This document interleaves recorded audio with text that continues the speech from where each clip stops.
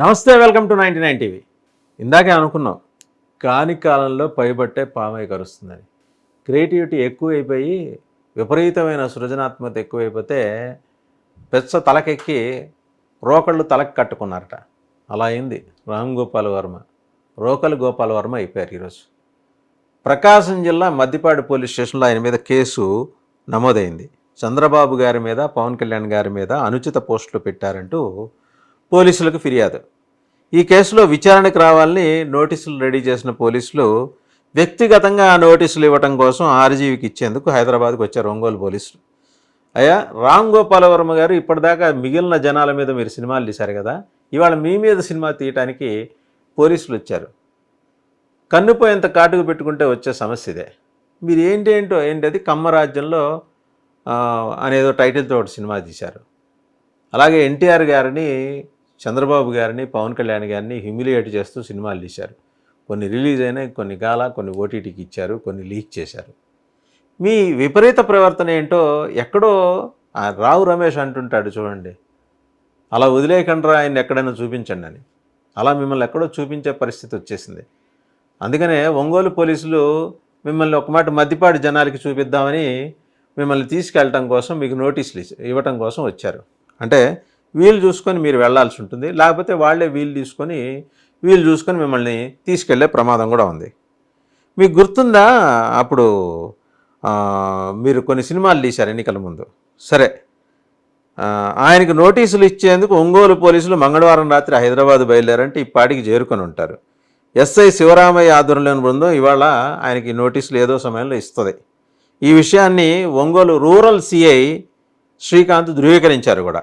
So ఇది వీళ్ళు చెప్పిన ఏదో పులిహోర వార్త కాదు, కన్ఫర్మ్డ్ న్యూస్.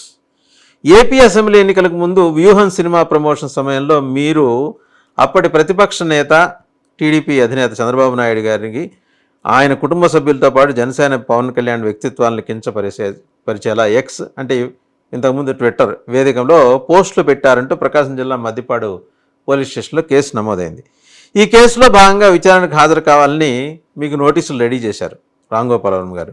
ఈ నేపథ్యంలోనే ఒంగోలు పోలీసులు ఒక బృందంగా ఆర్జీవీకి నోటీసులు ఇవ్వడానికి హైదరాబాద్ బయలుదేరారు. సో ఇది చాలు కదా, మనమేంటో, మన ఘనకీర్తి ఏంటో. ఇక శ్రీరెడ్డి గారి విషయానికి వస్తే ఆవిడ మీద యాక్షన్.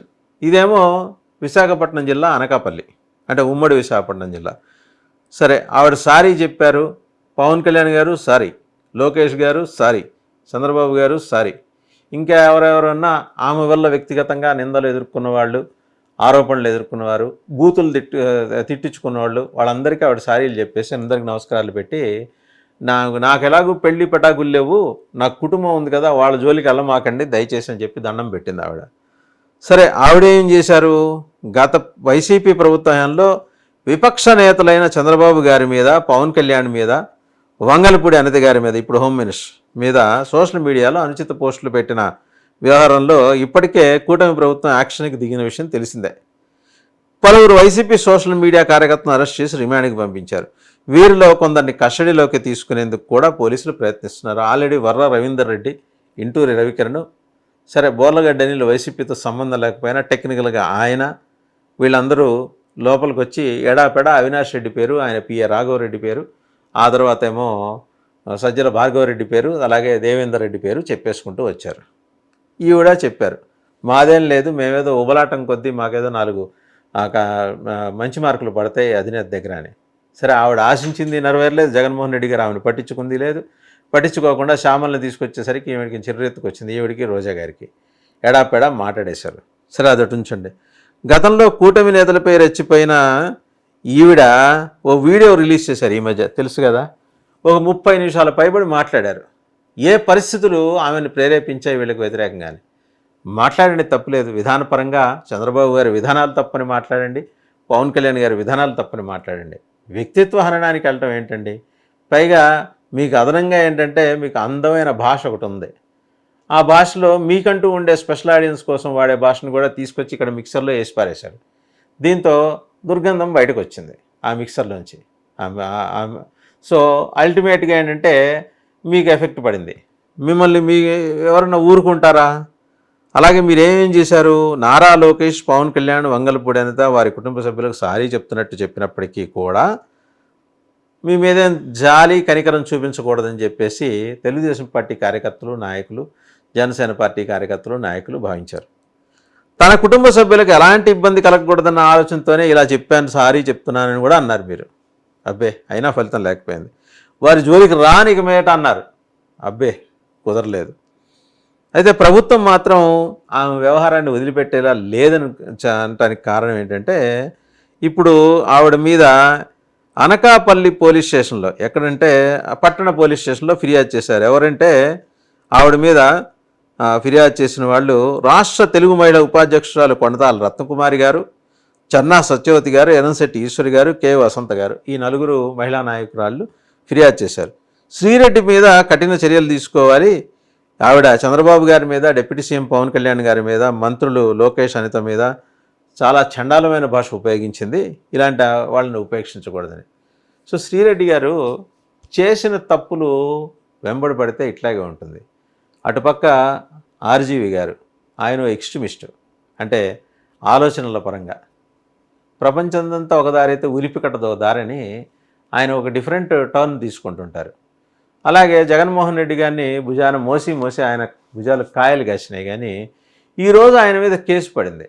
జగన్మోహన్ రెడ్డి గారు వచ్చి ఆయనకన్నా సపోర్ట్గా నిలుస్తారనుకుంటున్నారా? పోనీ మీ మీద కేసు వేశారు, మీకు నోటీసులు ఇవ్వడానికి వాళ్ళు చెన్నై వస్తారు. ఎక్కడి నుంచి? అనకాపల్లి టౌన్ పోలీస్ స్టేషన్ నుంచి. మీకు మెయిల్లో ఈ పాటికే వచ్చి ఉండాలి.